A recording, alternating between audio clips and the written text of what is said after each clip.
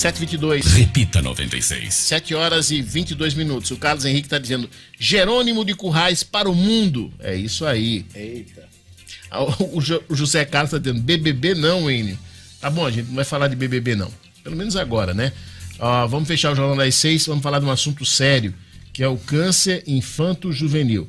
Neste ano, a cada mês, a Casa do Valpaiva dará continuidade à campanha do diagnóstico precoce da doença, como forma de trazer informação à população sobre como reconhecer os primeiros sinais da doença, que é muito importante.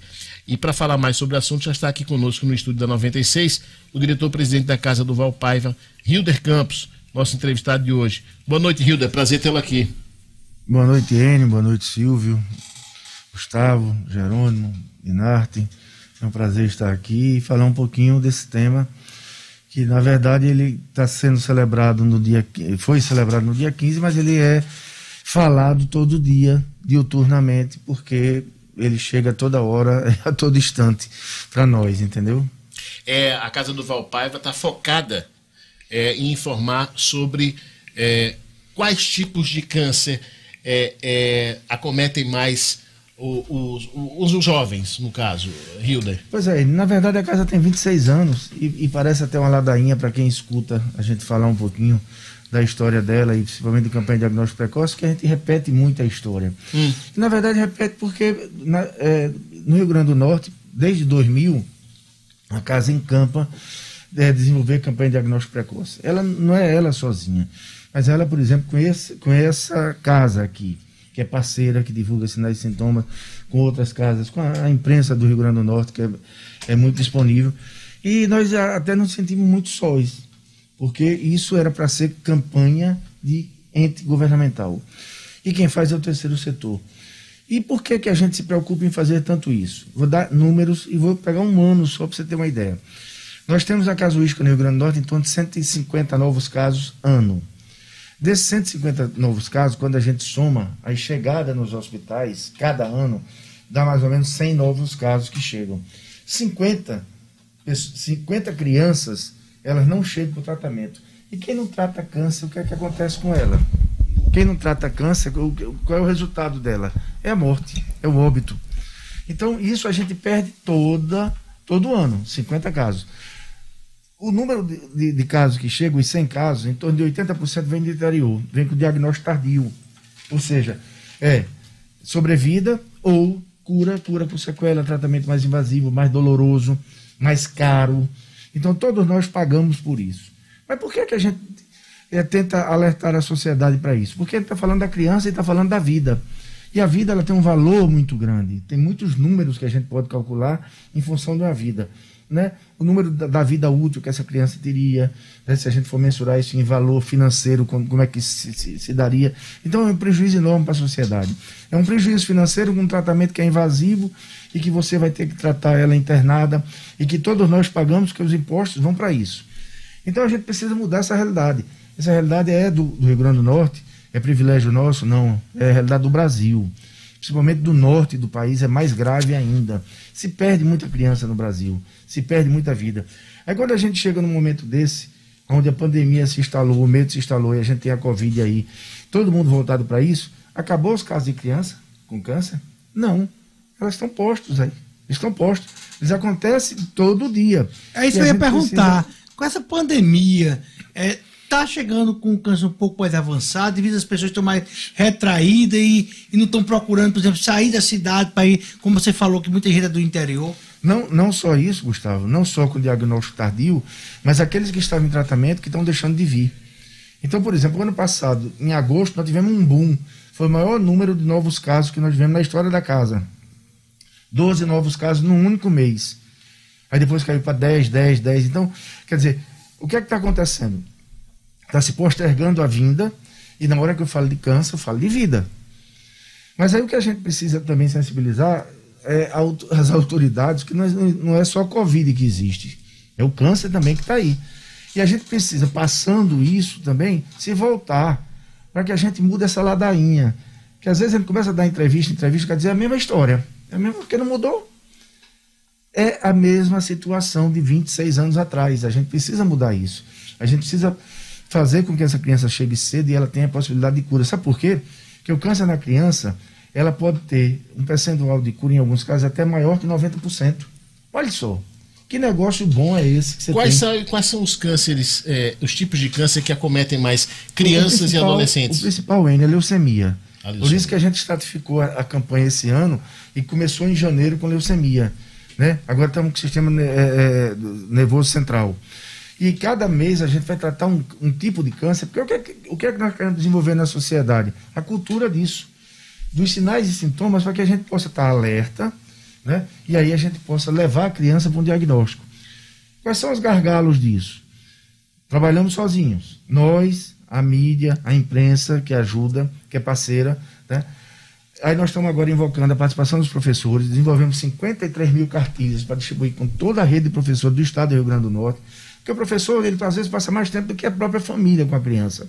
Ele está vendo aquela criança que é muito ativa, de repente ela está mais quietinha, ela está definhando, ela está ali mais molezinha, ela está com febre, está com dor de cabeça, está com sangramento gengival, está com mancha roxa no corpo, e por aí vai. E ele consegue ajudar nesse diagnóstico. Na verdade, na suspeita do diagnóstico, porque o médico é quem faz o diagnóstico. Então é um problema de toda a sociedade, porque ele pode dar no meu filho, no seu neto, no seu irmão, no seu vizinho, no seu parente, independente da classe social, credo e raça. Hilda, pegando o gancho aí do que você falou, de que o discurso ele vai se perdendo por conta do tempo que fala sempre a mesma coisa, e aí fazendo uma analogia em relação à questão do Covid. Quantos óbitos, você tem um número de óbitos do ano passado? Na verdade, a gente não tem esse número. Por quê? Porque não existe no Rio Grande do Norte, como não existe no Brasil, uma coisa chamada registro de câncer, que era para existir, que era para ser obrigação de cada estado de se organizar dessa forma. Terminou o ano ele dizer, eu tive tantos casos, tantos estão em tratamento, tantos estão curados, tantos foram a óbito. No caso do registro de óbitos da União, do Estado, enfim, eles não especificam não a causa morte? Mas não atribuem ao câncer. Ao câncer, né? Tipo, falência múltipla de óbito. Eu digo isso porque, assim, se existisse essa... E aí, novamente, para ratificar o que eu estou dizendo. Eu não estou aqui falando que não existe a Covid, muito pelo contrário, não sou louco de nem dizer uma coisa dessa. Mas é que não existe só a Covid. Né? Então, as outras doenças todas estão instaladas aí, todos os dias, os mesmos problemas de doença, mesmo tudo. Ela não deixar de existir. Já e aí não pode ficar, se tivesse essa tudo que existe em torno da Covid, né? Tanto a questão política quanto tudo midiática e etc. Com as outras doenças, nós estaríamos assim, daqui a 2 anos a gente ia ser excelência em tudo. Ontem saiu uma matéria, Hilda, se você me permite, eu não lembro se foi na CNN ou foi na Globo News, uma matéria sobre câncer de intestino. Câncer de intestino. E aí estava um especialista lá, chefe do departamento do Instituto do Câncer de São Paulo, e ele estava dizendo que o número de casos tinha caído 70%. Mas tinha caído 70% justamente por isso que você está dizendo. Pela não procura. Pelas pessoas terem deixado de procurar. As pessoas não estão chegando. As pessoas não estão nem chegando, continuando o tratamento, não é isso? E nem dando continuidade ao tratamento. Então ele disse que, assim, que o câncer de intestino é um dos cânceres que mais acometem os brasileiros. E teve essa redução de casos em torno de 70% por causa da pandemia. Eu estou com uma amiga cujo marido está com linfoma. E esses dias ele estava com febre e ela estava com receio de ir para a liga por causa da nossa amiga que morreu hoje, que é amiga em comum, morreu de Covid. Aí já está com a defesa baixa, ela aí com fica receio mais de ir à liga. Ainda. Eu disse, não tem o que fazer, tem que levar para a liga. Tá? 2 dias de febre deve ser infecção. Sim. Tem que levar para a liga. Aí ela levou, mas ela ficou empurrando de pirona até a última, ver se conseguia manter. Na verdade, esse medo está instalado, né? Eu tive um diagnóstico de um câncer de pulmão no ano passado. E dia 10 de março do ano passado, eu fiz minha cirurgia. Eu fiz uma lobectomia, eu tirei o lobo superior direito do pulmão. E a minha sorte é que foi um diagnóstico precoce. Então eu não precisei fazer nem químio, nem rádio. Eu saí do hospital dia 20 de março, quando a pandemia estava instalada. Foi dia 18, eu acho que fechou tudo aqui. 14 ou 15. O medo estava assim. E quando eu marquei a cirurgia, eu fiquei morrendo de medo, mas eu tinha que fazer a cirurgia, não dava mais para esperar. Entendeu? Então a gente precisa, na verdade, conscientizar a sociedade da importância de que ela conheça os sinais e sintomas, de que os pais, os professores, os avós, os tios, a família, os vizinhos, todo mundo possa trabalhar essa cura que é real. Porque você trabalhar com uma possibilidade de cura de até 90% é um número bastante considerável. Né? E a gente está falando de vida, nós estamos falando de curar, nós estamos falando de deixar esse ser incluído socialmente. E, infelizmente, Enio, o grande problema que a gente passa, e não é privilégio só do Rio Grande do Norte, é do Brasil como um todo, é que as autoridades elas não se sensibilizam para isso. Entendeu? Precisa, às vezes, que você tenha um governante, que tenha alguém da família, para ele ser o exemplo daquela causa. Entendeu? Mas a gente não quer isso. Nós queremos que seja culturalmente trabalhado, exercido essa cidadania para cada um que precisa, e que a gente tenha a cura menos invasiva, a cura que seja sem sequela e um tratamento mais barato. Porque tratar câncer com internação, tratar câncer com a criança com diagnóstico tardio é muito caro. Hilder, a Casa Durval Paiva é tradicionalíssima no tratamento e nesse amparo às crianças e adolescentes com câncer. Quem é que dá essa sustentação à Casa Durval Paiva? É muito importante a sociedade saber. É ela, a sociedade. A casa ela é um case nacional, que nós temos em torno de 20 mil pessoas que doam todo mês, que mantêm. Também empresas, né? E agora, esse último ano, nós conseguimos muitas empresas fora daqui, através de isenção de imposto de renda, fazendo doação, né? Tivemos grandes empresas do Brasil que nos procuraram, empresas que chegaram assim, através do Fundo da Infância e da Adolescência, de projetos que nós temos aprovados lá, essas empresas nos procuraram e fizeram doação. Era inclusive para fazer doação na conta do fundo e fizeram na conta da casa. E nós conseguimos, de última hora, no último dia do ano, transferir de volta para a empresa transferir para o fundo. Então, nós conseguimos que, por exemplo, empresa de São Paulo, Companhia de Energia de São Paulo, uma Bradesco, Itaú, Atacadão. Então são várias empresas de nome que nos procuraram, porque a casa em 2018 foi considerada a melhor do Brasil, em 2017 a melhor do Nordeste, ela está entre as 100 melhores do Brasil, ela tem selos de transparência, né? Então isso tudo agrega valor para que aquele financiador, aquela empresa que quer fazer aporte financeiro, ela busque aquela coisa da marca forte para a marca forte.